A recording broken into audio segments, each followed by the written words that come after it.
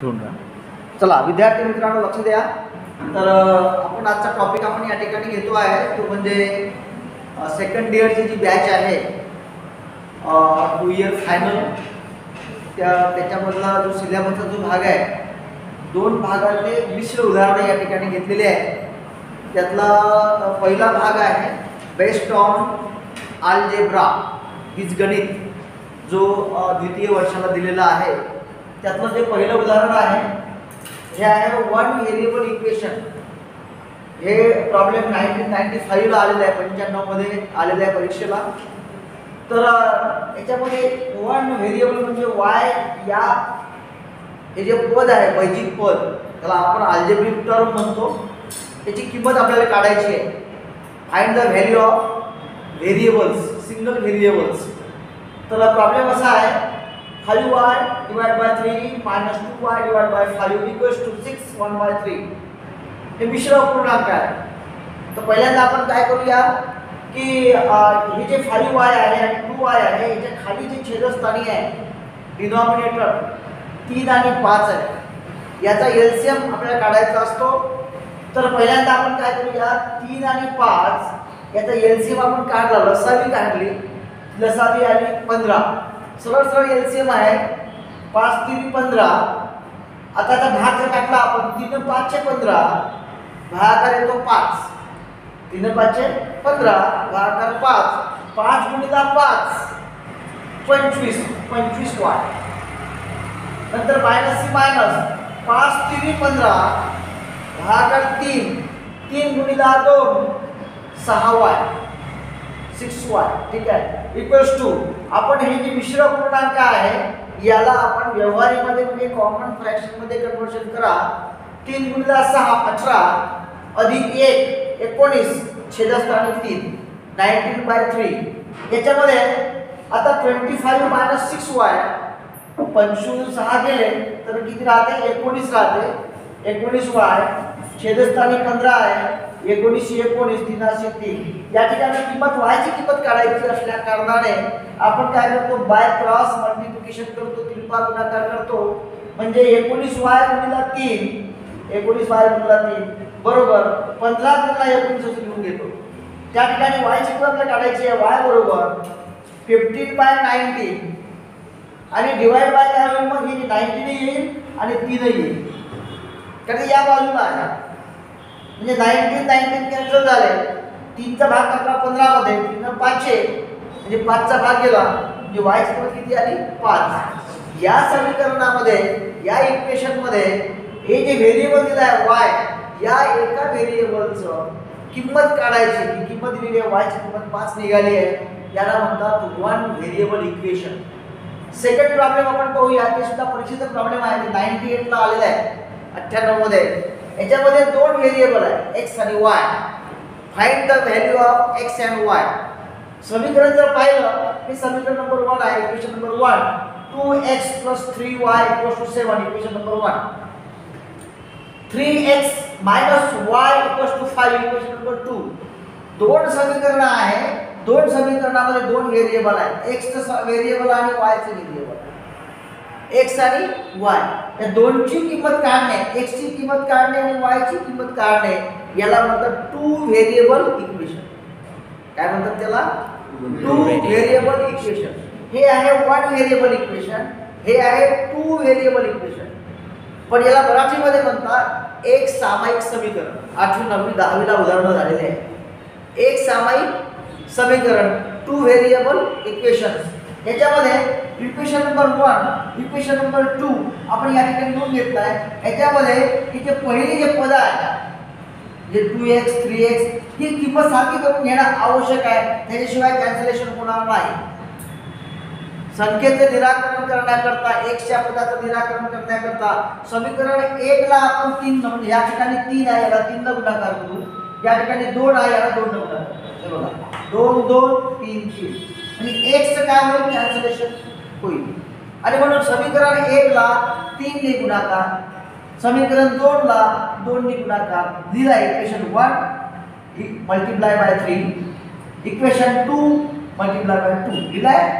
मग यानंतर देन मग त्या इक्वेशनची मांडणी करायची आहे. कशी पहा 3 गुणिला 2x 6x 3 गुणिला 3y 9y 7 गुणिला 3 21. Second equation पहा 2 गुणिला 3x 6x 2 गुणिला y 2y 5 गुणिला 2 10. आणि त्याची साईज काय येईल प्लस प्लस इथं सुद्धा काही नाही म्हणजे प्लस आहे. खालचं जे इक्वेशन आहे हे आहे प्लस 6x नंतर मायनस 2y नंतर इथे 10 प्लस 10. पण जेव्हा आपण निराकरण करतो म्हणतो किंवा मायनस करतो तेव्हा बैजिक वजाबाकी करताना तो नियम कोणता आहे खालच्या पदाचे चिन्ह आपण बदलवतो. खालचं पद कोणतं आहे खालचं इक्वेशन जे आहे याचं पद आहे 6x इथं प्लस आहे प्लसचं आपण मायनस केलं मायनसचं काय केलं प्लस केलं प्लसचं केलं मायनस. जेव्हा आपण वजाबाकी करतो तेव्हा आपण खालच्या पदाचं चिन्ह बदलवतो. आता पहा प्लस 6 मायनस 6 कॅन्सल होईल.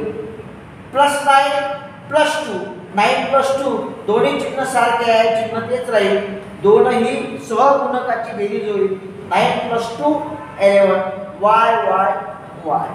इथे प्लस 21 मायनस 10 दोन्ही चिन्ह भिन्न आहे. दोन्ही चिन्ह भिन्न असल्यामुळे वजाबाकी होते. मोठ्या संख्येतून लहान संख्या वजा होते. उत्तर आलं 11. मोठी संख्या 21 आहे चिन्ह याचं प्लस येईल 11 भागिले 11 म्हणजे उत्तर 1 आलं. y ची किंमत किती आली 1. या ठिकाणी ही जी किंमत निघाली आहे y ची किंमत 1 ही किंमत आपण कुठल्याही एका समीकरणामध्ये जर ठेवली तर आपल्याला x ची किंमत आपल्याला काढता येईल. म्हणून लिहिलं आहे put the value of x put the value of y equals to 1 in equation number 1. पहिल्या इक्वेशन मध्ये आपण जर किंमत टाकली y ची किंमत 1 तर आपल्याला x ची किंमत काढता येईल. समीकरण लिहून घेतलं आहे एक नंबर समीकरण 2x 3y 7.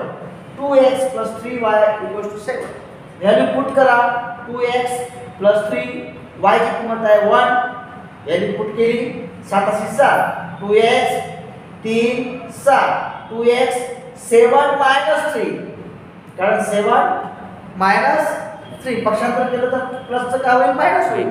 म्हणून पुन्हा 2x 4 x 4/2 म्हणजे value of x value of 2 म्हणून x 2 y 1. अशा प्रकारे दोन्ही आपण संख्या दोन्ही किमती आपण काढलेल्या आहेत. याचं नाव आहे टू व्हेरिएबल इक्वेशन एक सामायिक समीकरण सॉल्व्ह करणे. आता तुमचं जे प्रॉब्लेम आहे हे बेस्ड ऑन द फ्रिक्शन घर्षणावरचं उदाहरण आहे. सायन्स मधलं आहे वर्कशॉप सायन्सचे उदाहरण आपण या ठिकाणी घेतलेले आहे. 1989 ला आलेला प्रॉब्लेम आहे.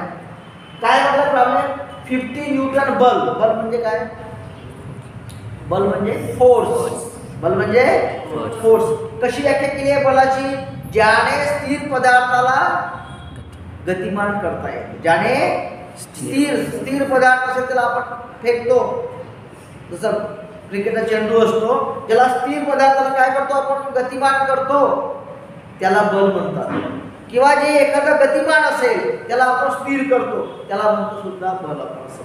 या ठिकाणी बल दिलेलं आहे 50 न्यूटन बल. न्यूटन काय युनिट आहे काय ते न्यूटन आहे. 50 न्यूटन बल से किती 40 किलोग्राम द्रव्यमान की वस्तु को समतल सतह पर स्थिर गति से चलाना है. घर्षण गुणांक का मान ज्ञात कीजिए.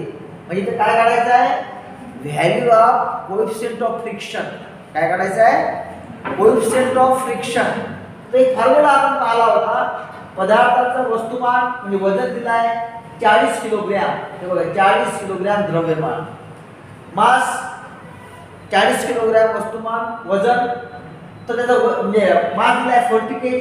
वेट जेव्हा आपण वेट काढतो in case of the Newton तेव्हा आपण काय करतो 40 ला 9.81 ने गुणाकार केल्यानंतर ते न्यूटन मध्ये कन्वर्ट होतं. केजीचं न्यूटन मध्ये कन्वर्ट आपण केलेलं आहे. तर काय झालं हे सुद्धा फोर्स कशा दिलेला आहे न्यूटन मध्ये दिलेला आहे. फोर्स हा दिलेला आहे न्यूटन मध्ये. म्हणून आपण काय केलं या वेटचं आपण न्यूटन मध्ये कन्वर्शन केलेलं आहे. वेटचं न्यूटन मध्ये कन्वर्शन करण्याकरता आपण 9.81 ने गुणाकार करतो.